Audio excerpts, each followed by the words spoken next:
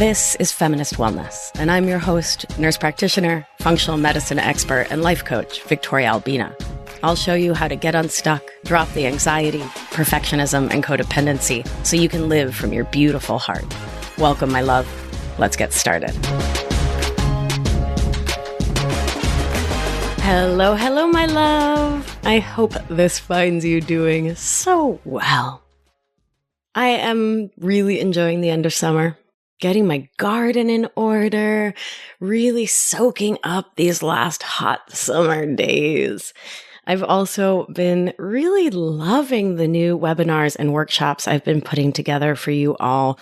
I did one about somatics recently. I did one about perfectionism, which was a whole new take on it for me. And it's just been such a delight. Really, every day I wake up and I'm like, I created a job for myself. Like, I built this thing. And I just feel so grateful that I get to do this, that I get to coach my amazing clients, that I get to talk to you all every week, to do these workshops and these webinars, and to keep studying what I love, to coach my clients in Anchored, which is just such a beautiful space to hold and build that container with and for them. It's a magical life, and I'm really grateful. And I've been thinking a lot about the gratitude that I live in these days. And if you've listened to the show before, if you know my work, you know I'm not one of those like positive vibes only kind of people. I deeply and truly believe that life is 50% suffering and 50% joy. And that when we fully inhabit one, we hold and create space to inhabit the other. And so I've been thinking a lot about the gratitude and joy I've been living in, which is, in sharp relief with a lot of my life when I lived in the thought patterns we talk about in codependent, perfectionist, and people-pleasing cycles. And one of the things I used to do all of the time, and my brain still starts to do this as well, right? My brain hasn't been replaced. I just learned to manage it. And one of the things I used to do, and this pattern I see all the time in my clients, is catastrophizing. So something small goes wrong or could potentially go wrong, and sometimes nothing's gone wrong at all, but our brains spin a tale of the actual worst possible scenario, the catastrophe that is waiting just around the corner. So maybe you see a rash on your arm and your brain has you diagnosed with cancer and with just a few days left to live and all is lost. Or your partner doesn't text you all day when they usually text pretty often, and you decide they're either completely dead on the side of the road somewhere, or they're obviously cheating on you, or they've decided to leave you and they'll soon be coming back with a U-Haul and their 10 best friends to pack everything up. Because of our human negativity bias, our brain's protective mechanism that loves to bring the worst case scenario to mind in the absence of information, well, your brain will fill in the void. But it fills it in with the biggest catastrophe you can imagine, and all of a sudden, there you are, spinning and living forever in the pit of despair. And catastrophizing feels so bad. I remember spending whole days spinning and how terrible things were so soon to be. So if it feels so bad and truly gets us nowhere, which it does, it's such a I don't want to say it's a useless habit, right? Because it's serving a purpose within our brains, but it doesn't get us anywhere. So why do we do this? And I think there can be lots of reasons. For those of us with perfectionist thought habits, when any little thing goes wrong, it feels like a catastrophe because we're so anxious about appearing perfect to ourselves and others. So our thought pattern goes right to, a thing is wrong, all is doomed. We have built our identity and worth on everything going exactly right. So any deviation from that is a real problem in our brains. I find this is doubly true of those of us raised with perfectionism and a lot of performance demands in childhood, like where the A+ was always expected or love was withheld. That perfectionism in the household meant that your child mind equates things being off kilter with deep danger because it equates it with not being safe. Right? Remember, for children, if you are unloved, you will be uncared for, you will die, you know it, cold and alone on a mountaintop. Likewise, if things were super chaotic growing up, then more chaos, more disturbances in the field will lead you to spin out to the worst case scenario because you've been there. For parentified children, like I was in a lot of ways, we learned early to overfunction. And there's a whole show about this coming out soon, so stay tuned. And we are so used to working so hard to keep the whole world spinning, because our brains are telling us that's our job, right? That anything that F's with our plan just feels like way too much, because we've codependently taken on not just our own lives and issues, but actually everyone else's too. When we have externalized our self-worth, like we do from codependent thinking, relying on our achievements, our accomplishments, or other people to show us we are worthy, when our anchor isn't internal, any change in the world can feel very destabilizing. So when you're dependent on your partner to help you feel worthy and good, not getting a text from them has a weight, an importance that feels outsized. The absence or loss of that is scary, and our brains start to imagine what it would be like if we lose that connection altogether. When our catastrophizing habits interact with our insecure attachment, and if you're like, whoa, what's attachment? Go back and listen to episodes 129 and 130 after this one. So it can create a whole maelstrom of mental and somatic, bodily, just garbage. So let's say you run towards anxious attachment. And let's stick with this same example because it's a useful one, right? A date doesn't text for like a hot New York minute. And so your brain goes to, they must not like me anymore. They must have moved on. They're ghosting me. And it's not long before you're in an abandonment story, a woe is me story, an I'm unlovable and will never be loved story. And because our thoughts lead to our feelings and we take action based on our feelings, you start texting your date, but like a lot, like over and over again. And then you start calling them and then calling your friends and being like, oh my God, I can't believe it. Of course they're ghosting me. Well, I'll never be happy. On and on.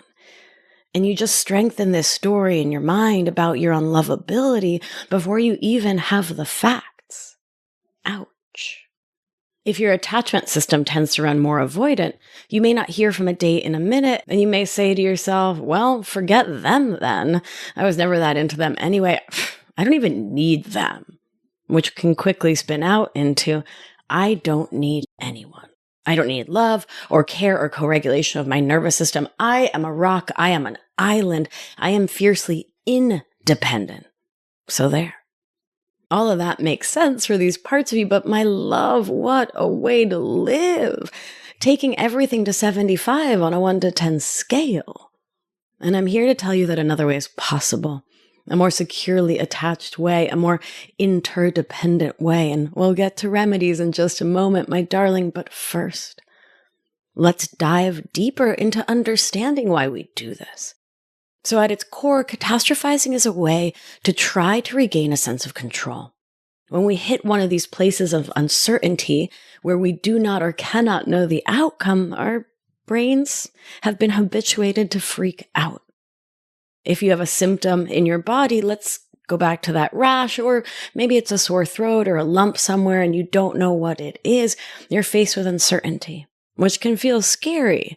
And that scary could lead you to go to care. Or if your catastrophizing habit takes over, you might convince yourself that you have some terrible rare disease and your brain will say, at least I know what I'm dealing with. This is the end of things.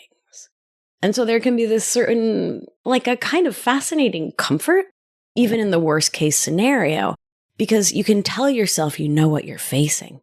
Your brain can be like, yeah, that's terrible, but I know what to do.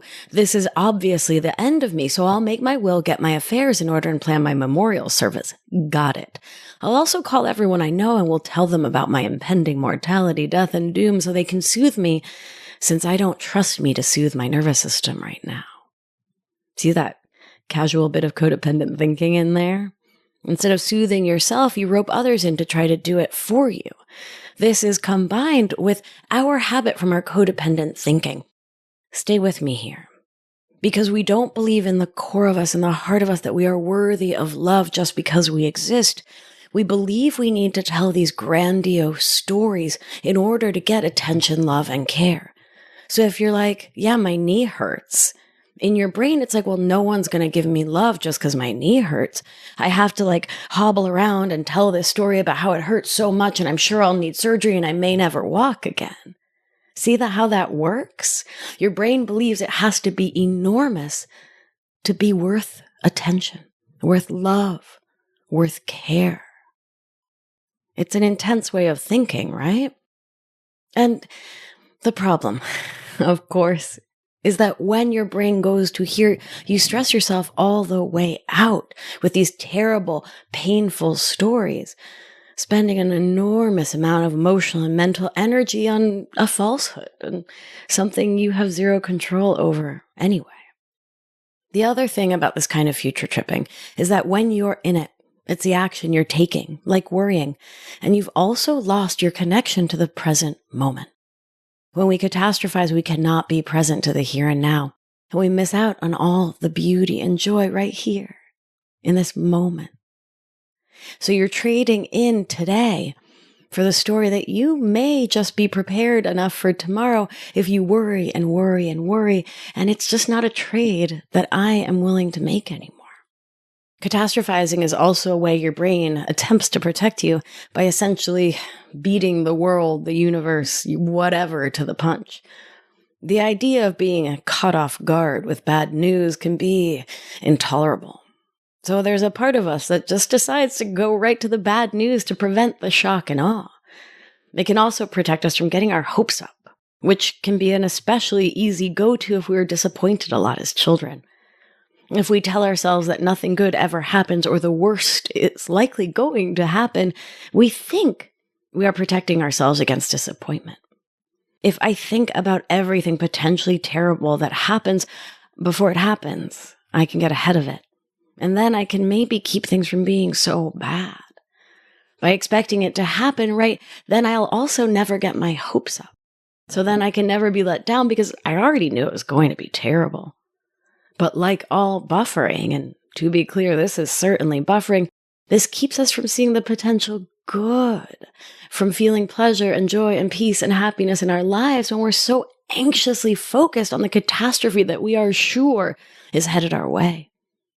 My nerds, lest you blame, shame, judge, or guilt yourself for all of this, remember, this habit is so wicked mammalian. Our brains were wired way back in the day with a negativity bias, and to freak out over what was maybe kind of potentially, maybe probably a lion on the horizon, maybe? Right, because if you think about it's a maybe lion, and so you go into fight or flight and you hightail it back to your hut, well, you're much more likely to survive another day, to propagate the species, and while that way of thinking, that way of existing is great for mammals who are subject to lion attacks on the open grasslands, my love, that's likely not you anymore, right? Most of the time, when this way of thinking is our habit, things feel like lion attacks when they're really just a hamster. Just strolling along in front of us, living that hamster life. And our brains blow them up into end of the world level bad. But that's not the only choice, right? When you learn to use the thought work protocol, the think, feel, act cycle, to learn how to begin to recognize your own habitual thinking, you can start to get the cognitive distance that lets you see your own thoughts and say, well, that's just my brain being a brain. I don't have to choose to believe these catastrophic thoughts that were taught to me. I don't have to borrow them from my mom or dad or whomever.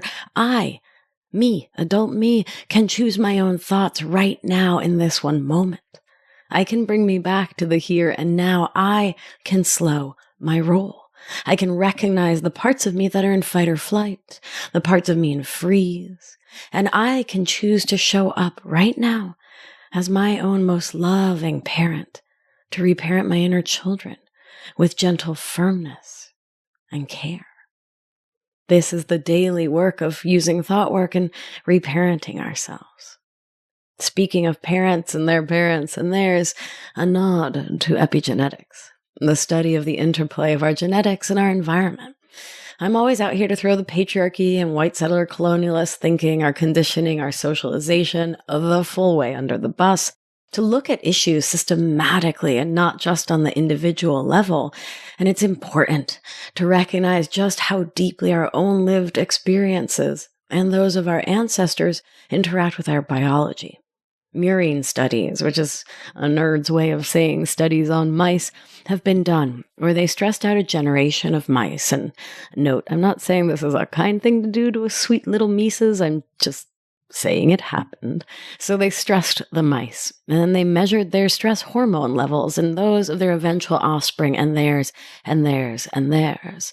And their babies showed elevated levels of stress hormones, presumably through epigenetic changes secondary to the stressing of their mama, grandma, and grandma mice, even though they themselves hadn't been stressed. So this is to say that ancestral stress lives on within our bodies. And this is especially true for folks from marginalized and oppressed identities, like QT BIPOC folks, women, disabled folks. And this came up for me the other day, actually. I mean, listen, I have my moments of catastrophizing and stressing when I'm not managing my mind. I mean, your girl continues to be a human too, even after many years of doing this work. I'm just now able to pull myself on home faster and faster, right? I'm able to re-anchor. So I was stressing out about something and my brain was starting to spin, and a lover of mine was over, and I was talking to them about it. And they reminded me that for generations and generations, my family have escaped things like pogroms and insecurity. I mean, I'm Argentine, right? As a people, we are no strangers to things actually being catastrophically terrible in our country. In addition to, in my own life, there being individual and family systems level chaos, stresses, crises, tragic deaths, etc. In addition to the stress, distress, and trauma that I have experienced in my own lifetime. Add to that, right, the thought patterns that are so common in family systems where there is this level of chaos, where there is insecurity. My mom would always say in like a joking voice, no hay que confiar en nadie. Don't ever trust anyone. And it was like a joke, but it wasn't a joke. Both of my parents, my family, lived through embargo, through everything with Peronism, through the dirty war, on. And it leaves these patterns in your mind, right? Where my mom gets really intense about having certain things in stock in the house. And again, the joke was always that we had to have extra of certain sort of vital life goods because you never know when the next dictator is coming. And it was a joke because, my sister and I grew up in the great state of Rhode Island, but it's also like just so not a joke in her body and her mom's body and her mom's body along that whole, all that DNA, right?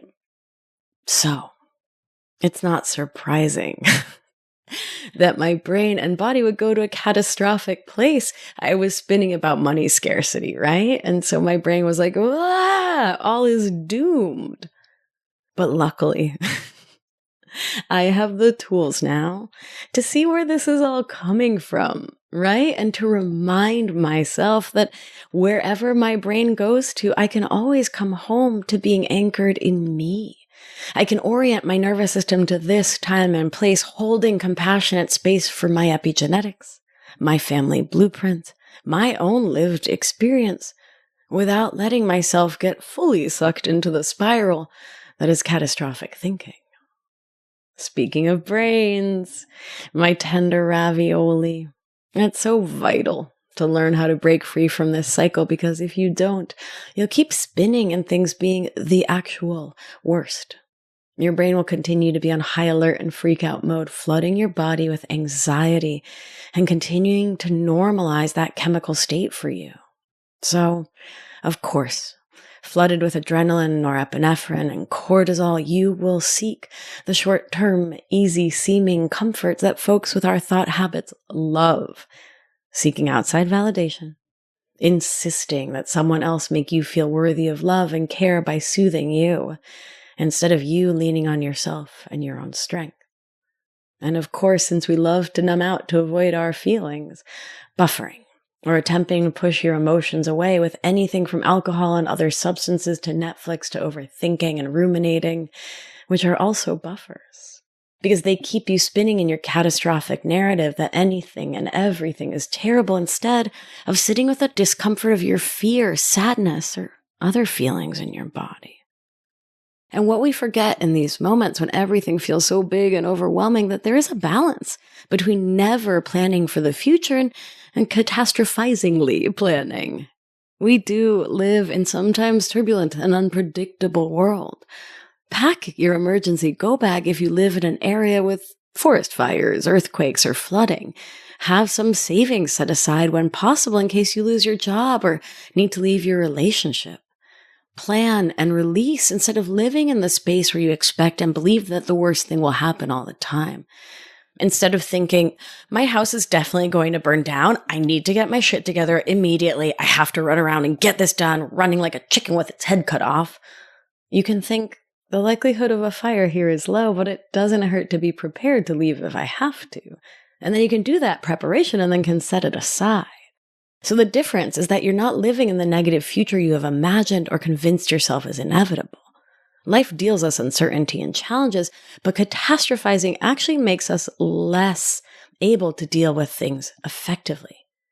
When you can see and pause the catastrophizing and can take some breaths and get grounded, that's when you can take thoughtful action. You can do the next right thing to change your life. So pause and consider this. When you continue to spin in these catastrophic thoughts and create all of these challenging emotions for yourself, you stay spun up in sympathetic activation or collapse into dorsal vagus, that deer in the headlights, possum playing dead. From there, you are not centered or grounded in you, and so your brain and body aren't getting what they need chemically to actually help you respond to life. So while your habitual thinking may tell you that this kind of framework for living keeps you prepared, that actually makes you less able to respond to real life stressors when you're walking around low-key stressed and anxious all the time, awash in adrenaline, norepinephrine, and cortisol. And while I do love planning, I think it's great, I don't pin my hopes of survival on my emergency go bag. Instead, I recognize that I am the key to my survival. I am the thing that keeps me safe together with my beloved community and social connections, which I can foster and build when I'm in ventral vagal. So when I get tense, I start with honoring my sympathetic activation with truly thinking it, and then bringing myself back into ventral vagal, the safe and social connected part of my nervous system, which is key to thinking clearly and making decisions for my best wellness. Decisions made from sympathetic are not usually the best ones, my darling. So learning how to regulate your nervous system, which is a thing we do in Anchored, my 6-month program, is vital for stepping out of this catastrophizing habit. You are what keeps you safe. And the more you're able to come back to you, to come back to community, the safer you'll feel, mind, body, and spirit. So let's talk about the remedies. Our remedies here start with compassionate awareness, acceptance, and then action. Note, of course, that catastrophizing is attempting to jump right into action without pausing for the first 2 important steps. So awareness. If you ever listened to the show, you know I talk to my brain in a sweet, silly way, and I say, oh, hello, brain. Look at you doing your catastrophizing dance right on time. I have been expecting you. Of course, I went to there. I learned early that I had to over-exaggerate to get care. Okay, I'm clocking that, brain. You're doing that one again. That's been my habit. So of course I'm having these thoughts, and nothing has gone wrong here. There's no problem, just thoughts. No blame, shame, guilt, self-recrimination is needed here, just awareness, followed closely by acceptance and self-love, self-compassion, 2 of our most healing tools. I was designed, conditioned, and trained to do this thing. Right. Okay. I don't have to avoid these thoughts or push them under the proverbial rug. I can look right at them and I can own them. I can love them up. I can thank them even and can remind them that I'm actually safe in this moment. My brain is just rolling through a memory loop of how we used to relate to the world, and that's okay. My thoughts are trying to protect me. So this is what I really do. These are the conversations I have with myself, because why not? Why not be gentle, loving, and kind? Also because the opposite, being mean to yourself, will just flood you with more sympathetic activation, potentially dropping you into dorsal, that freeze state once you exhaust yourself. And my darling, you can't do any good from either of those spots. So instead, from self-love, you can ask yourself, you can get into that deep awareness about what you are actually worried about. And for most of us, coming from our codependent, perfectionist, and people-pleasing thought habits, what we fear is how we will feel if things don't turn out the way we want them to. The way that makes us believe we will feel in control and thus safe. And this is where reparenting comes in. So you can hold and care for and remind the scared parts of you that you never have to beat you up. You never have to call you a failure in a bad way. And you get to ground yourself in your body or orient to the environment. And from there, you can choose your next thought, knowing it will create your next feeling. Spin in the doom and gloom thoughts. Feel all the doom and gloom feelings, right? And listen, I'm not saying anything bad about the doom and the gloom. I don't talk about or think about emotions as negative or positive because they really are all just teachers. Some are just more challenging teachers than others, right? The work here, as always, is to see the challenging, uncomfortable feelings and bodily sensations that come up when your brain starts to catastrophize as just what they are. They are challenging, uncomfortable feelings and bodily sensations that come from your thoughts and your nervous system. I work a lot with my clients on living in their whole bodies, not just from the neck up. And that starts with getting in touch with the sensations in your bodies and the feeling words you put on those sensations, the stories you tell about them. So when you have catastrophic thoughts and your nervous system gets activated into sympathetic, you can pause and can notice, name, and release the narrative around your bodily sensations. Okay, my heart rate is a little faster. Oh, my palms are a little damp. My breathing is a little shallow. Okay, that tracks, right? That's classic sympathetic activation, which means nothing has gone wrong here, right? My body's doing what it's supposed to do. And you don't have to tell the story that any of those experiences are a problem. You can notice those sensations and how uncomfortable they may be without pushing them away. And instead, you can get present to them. And as these so many humans who have gone through Anchored can testify, that when you get present to the sensations in your body without labeling them as terrible, just saying they exist, they begin to dissipate more easily on their own because you stop adding fuel to the fire. You can just get present with them, and then you can choose how you want to continue to think and thus feel about those sensations, thus creating new sensations. So next, from awareness, right? This is what's happening in my body. I am going to notice, name, and release the narrative around these bodily sensations.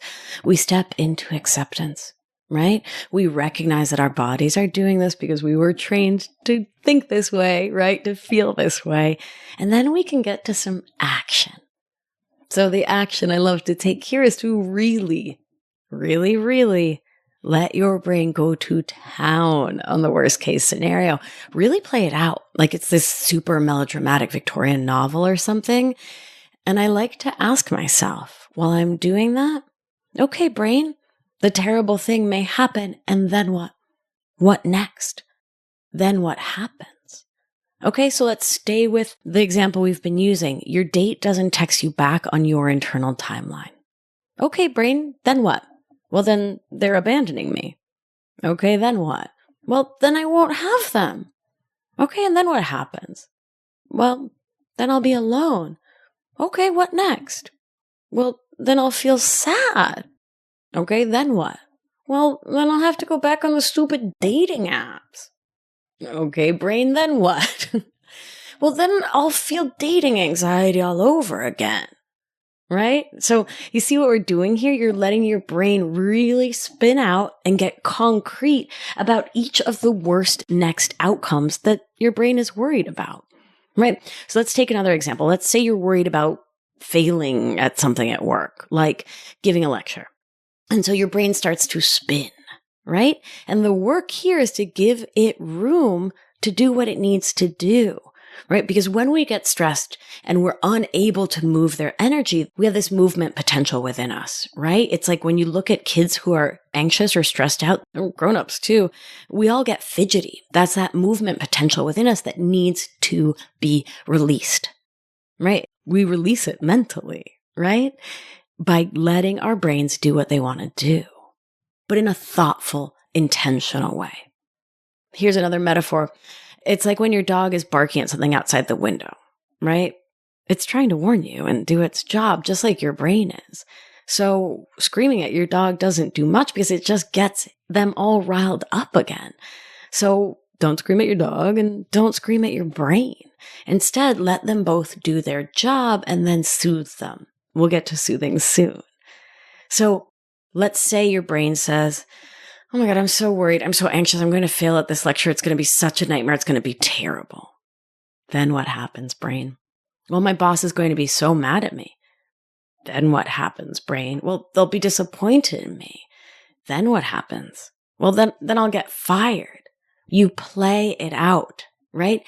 Because our brains love to grab onto the worst thing it can imagine without really seeing it through to its eventual end. And often enough, the actual worst case scenario is that we feel a feeling that we're very uncomfortable with. And so our brain will stop somewhere else before we can even get to the end of the story and can see that what we fear is either a challenging emotion like disappointment and sadness, or we fear other people's judgment. Or we fear that we won't be able to handle a potential eventuality.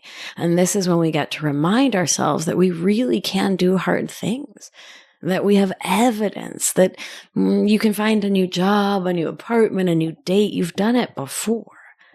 We have lived through loss and death and grief, and we have survived it. My goodness, we've lived through a pandemic.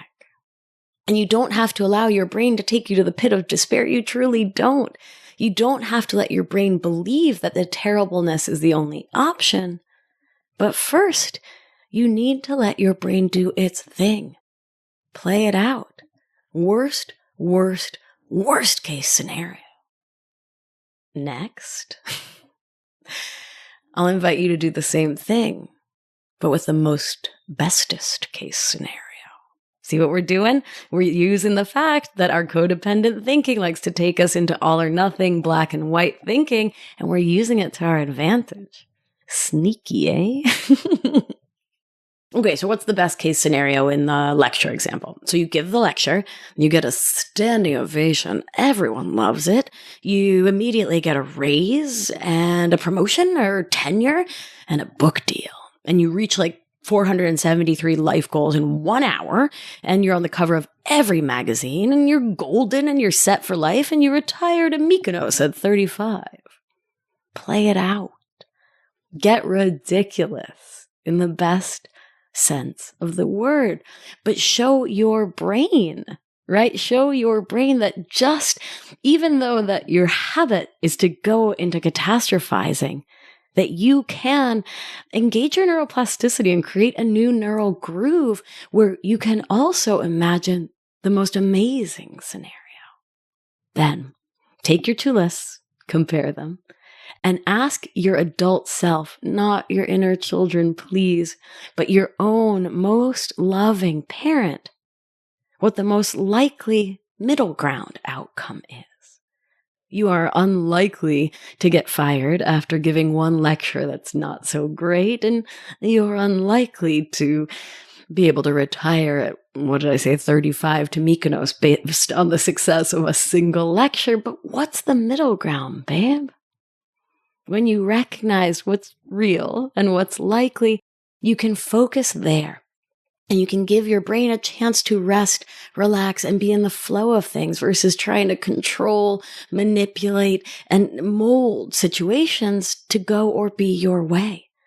And when you're in that flow state, your nervous system is so much more likely to be in a regulated state more, which gives you more access to your own mind, your own cognitive capacities, and is great for your digestion. So you can actually make the smart decisions, which can potentially steer life closer to that best case scenario and can remind you that you truly can survive the worst case scenarios.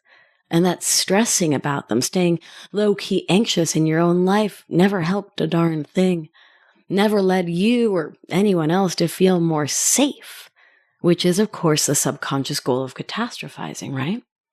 Instead, you can choose to feel safe in and with yourself now as your own most loving adult, can soothe your inner children, can regulate your perfect nervous system, to honor your conditioned responses, and to start to create new neural grooves in your mind that steer you toward the equanimity of the middle path, the place between abject doom and false positivity, the place where you have your own back and can trust you to come through for you, whatever circumstances may happen in this human lifetime.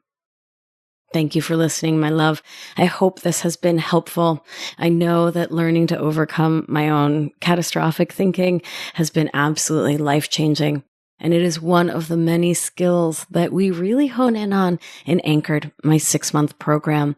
If you've been hearing about it and you've been curious, now is the time to check it out and to join us. Head on over to victoriaalbina.com/anchored to learn more about the actual only program based in neuroscience, internal family systems, breath work, thought work, somatic practices, and so much more, with a specialized focus on helping humans socialized as women to regain our deep and profound self-love, to walk through life trusting ourselves, having our own back, and knowing we have the capacity, you have the capacity to put you first, others second, with love.